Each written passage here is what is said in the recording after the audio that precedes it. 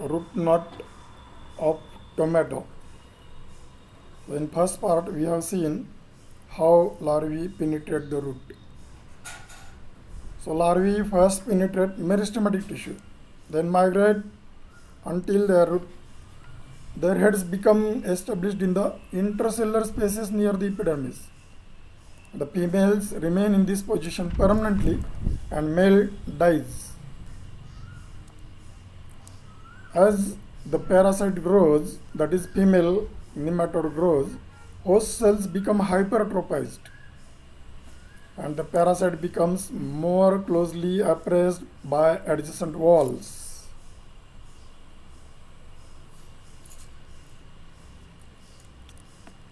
In this manner, parasite feeds within the cell without killing it.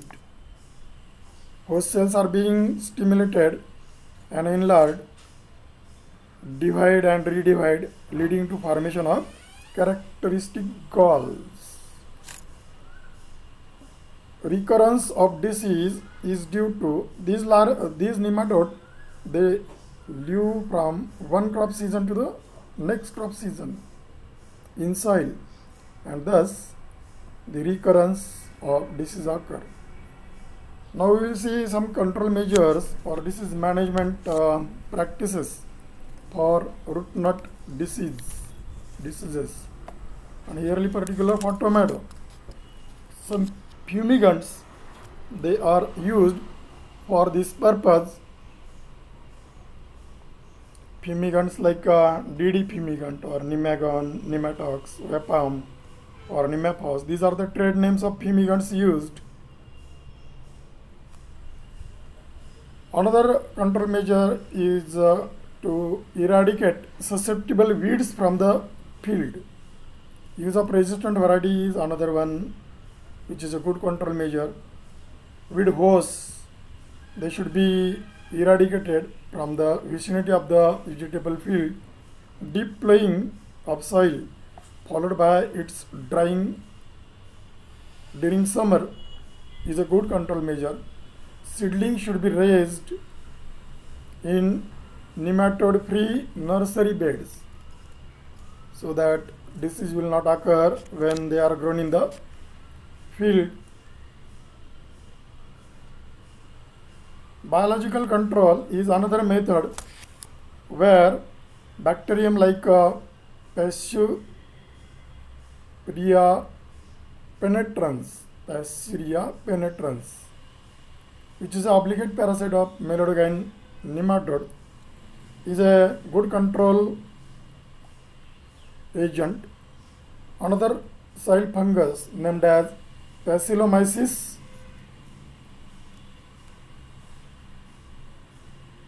ilicinus, it controls the nematode of potato.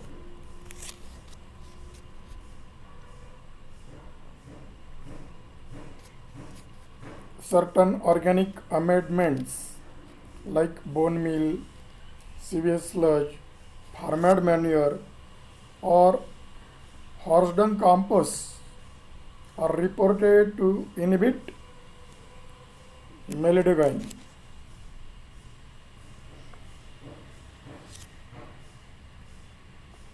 So these are some of the control measures, and we have taken survey of one of the nematodal disease, that is root knot of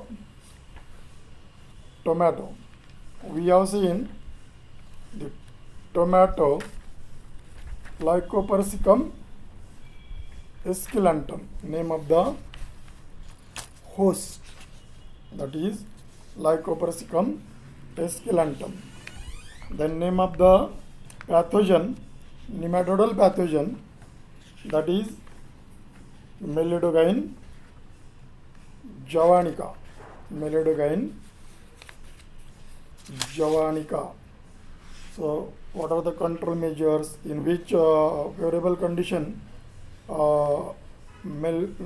nematode Melodogyne, it grows well. So like these short multiple choice questions can be asked in the examination. One more nematodal root knot disease of carrot. We will take survey of another root knot disease, that is root knot disease of carrot. It is caused due to Meledogine arenaria, Meledogine arenaria. So this is the causal organism, carrot, Daucus carota, that is the host. So root knot nematode, it affects the, or it enters into the root and causes swellings which are round to spindle shaped, and the disease is called as a root knot disease.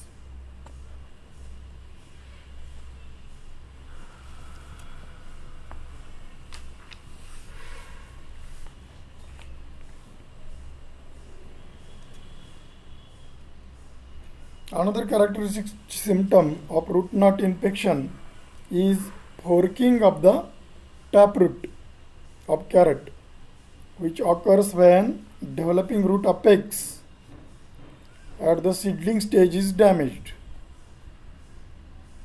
Additional symptoms in the plant, that is erratic plant strands, plants stunting, yellowing of the leaves, and even wilting is seen.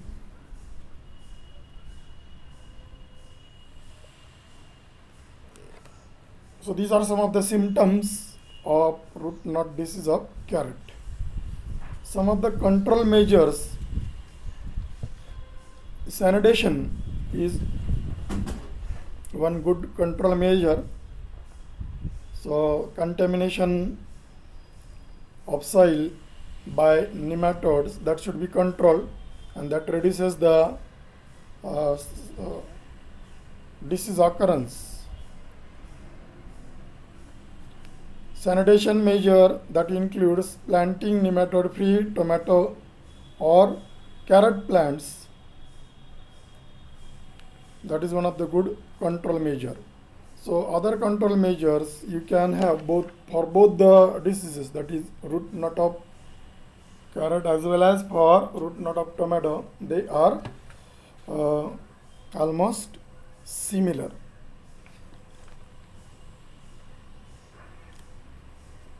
So this is account of the nematodal diseases. Two nematodal diseases we have seen: root knot of tomato and root knot of the carrot in brief.